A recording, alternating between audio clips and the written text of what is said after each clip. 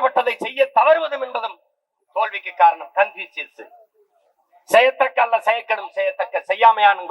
இது என் பாட்டன் வல்வ பெருமகனார். என்ன நான் குறைஞ்சிட்டேன்? என்ன குறைஞ்சிட்டேன்?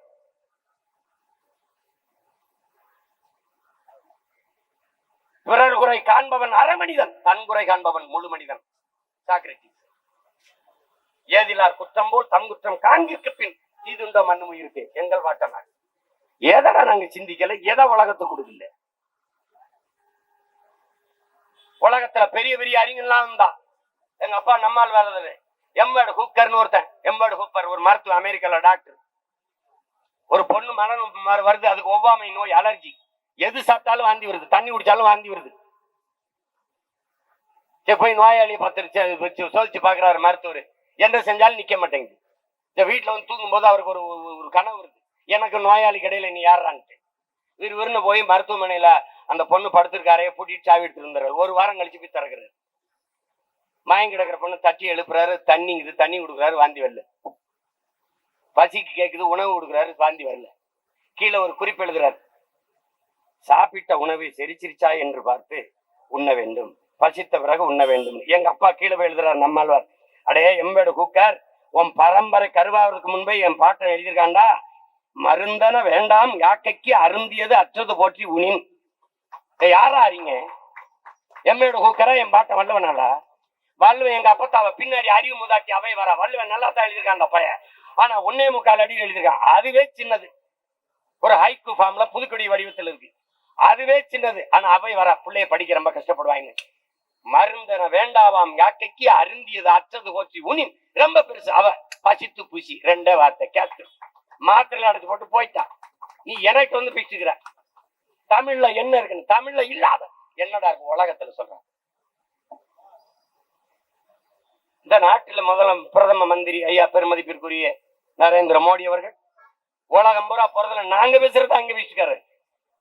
உலகத்தின் முதல் மொழி தமிழ். எந்த அறிஞர்களும் எந்த ஆய்வறிஞர்களும் மறுக்க முடியாது.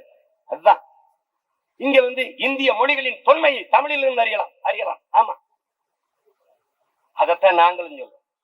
அவ்வளவு தொன்மை மிக்க மொழிக்கு, அவ்வளவு ஆகச்சிறந்த மொழிக்கான அங்கீகாரம் என்ன இந்த நாட்டில்? அதான் எங்க கேள்வி.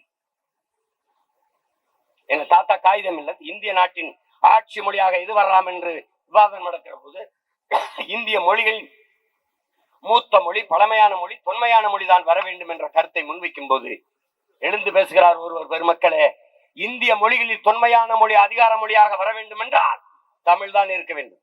தமிழ்தான் இந்திய மொழிகளின் மூத்த மொழி, தொன்மையான மொழி. எந்த வரலாற்று ஆய்வறிஞனும் தொல்பொருள் ஆராய்ச்சியாளனும் மறுக்க முடியாது. அந்த தமிழ் மொழி என் தாய்மொழி என்பதில் எனக்கு பெருமை என்று பேசுகிறார்.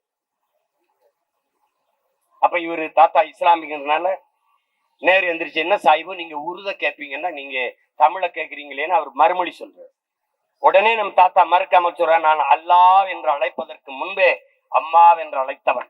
இஸ்லாம் எங்கள் வழி, இன்ப தமிழே எங்கள் மொழி என்று முழக்கத்தை முன்வைத்தவர் நம்முடைய தாத்தா கண்ணியமிக்க காகிதம் இல்லத்தவர்.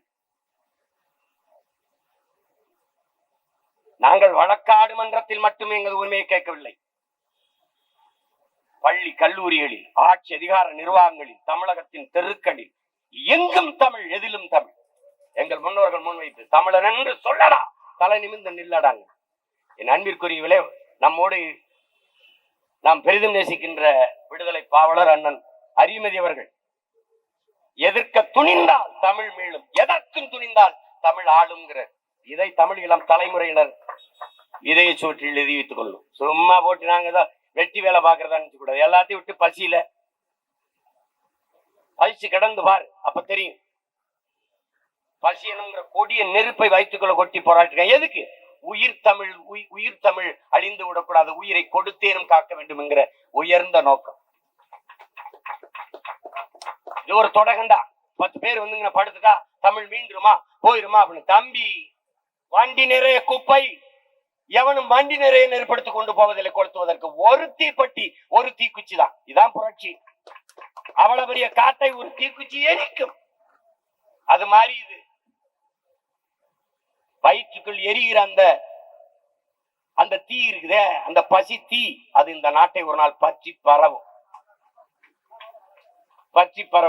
என்னுடைய தமிழாசிரியர் குப்புசாமி கிட்ட நான் கேட்டேன், உருகி சுகம்பரா மார்பை திருகி எரிந்தால் தீட்டால் கண்ணகி மதுரை மாநகர் எரிந்ததுன்னு.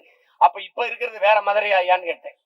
அப்ப எரிஞ்சு சாம்பலாய் வேற மதுரையான. அவர் அப்படி இல்லடா இருக்கா உட்காரு. அவளுடைய வேதனை, அவளுக்கு இழைக்கப்பட்ட அநீதியை நினைத்து மக்கள் வயிறு இருந்தார்கள் என்று சொல்வதற்கு இளங்கோடிகள் அப்படி எழுதியிருக்காரு. அது மாதிரி இவர்கள் பற்ற வைக்கிற நெருப்பு அவ்வளவு எளிதாக அணைகிறது இல்ல.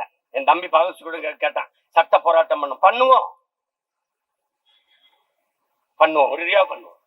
இந்த தேர்தலில் இதை ஒரு முதன்மை பிரச்சனை சிக்கலாக கொண்டு போய் பரப்பும், மக்களிடத்துல சொல்லுவோம். ஏன் தாய்மொழி அவசியம்? மொழியின் முகம், மதம் சாதி அடையாளம் அல்ல. அது தமிழ் இளம் தலைமுறைக்கு பயிற்றுவிக்கணும். அன்பிற்குரியவர்களே, அறிவார்ந்த பெருமக்களே, உலகில் முதல் தோன்றியது மொழி இனமா சாதி மதமா என்கிற அந்த புரிதல், அந்த தெளிவு உங்க எல்லோருக்கும் வரணும். முதலில் மனிதனின் உழைப்பில் இருந்து தோன்றியது மொழி. அந்த மொழியை பேசக்கூடிய மக்களின் கூட்டம் இனம் என்று வரையறுக்கப்பட்டது. அந்த இனக்கூட்டம் ஒரே நிலப்பரப்பில் நிலைத்து வாழக்கூடிய வாய்ப்பை பெற்றிருக்குமானால் அது தேசிய இனம் என்று வரையறுக்கப்பட்டது. இதுதான். அப்படி பார்த்தால் முதலில் தோன்றியது தமிழ், முதலில் தோன்றிய இனம் தமிழ் இனம். இன்று வரை இருக்கு. தூரத்தில் இருக்கிறவனை அழைப்பதற்கு என்று அழைத்த ஒளிகள் இன்று வரை தமிழில் காண கிடக்கிறது. எல்லாரும் ஆதியில் மனிதன் காடுகளிலிருந்து நகர்ந்து இடம்பெற தொடங்குகிற போது அவன் பேசிய மொழியில் இருந்த எழுத்து வடிவம், ஒளி வடிவமும் இன்று வரை தமிழில் இருக்குதுன்ற. நீ என்னை ஏதோ பாசிஸ்ட், சாவனிஸ்ட், இதெல்லாம் வெட்டி வேலை. அதுல அவ்வளவு பெரிய மொழிக்கு சொந்தக்காரன் நீ. 400 ஆண்டுகளை தொடல வச்சுக்க, ஒரு 500 ஆண்டுகளை நீ நிறைவு செய்யல. இந்தி நான் 50,000 ஆண்டுகளுக்கு மூத்த மொழிக்கு இனத்திற்கு சொந்தக்காரன். நீ என் மொழிய நாளாந்தர மொழியா தள்ளிட்டு நீ உன் மொழிய ஆட்சி மொழி, ஒரே மொழி, ஒரே நாடு, ஒரே மதம். சீமான் இந்த மண் நிலத்தை விட்டு கேரளா போறான். அவன் கேட்பான், ஹூ ஆர் யூ அப்படின்னு கேட்பான். அப்படின்னா என்ன அர்த்தம்? நான் எந்த மொழியில் பதில் சொல்ல போறேன்னு தான் பாக்குறான். அங்க போய் ஐ ஆம் இந்து, ஐ ஆம் கிறிஸ்டின், ஐ ஆம் முஸ்லிம் எல்லாம் பேச முடியாது ராஜா. ஐ ஆம் தேவர், ஐ ஆம் நாடார், ஐ ஆம் கோனார், ஐ ஆம் செட்டியார் எல்லாம் பேசிக்க முடியாது ராஜா.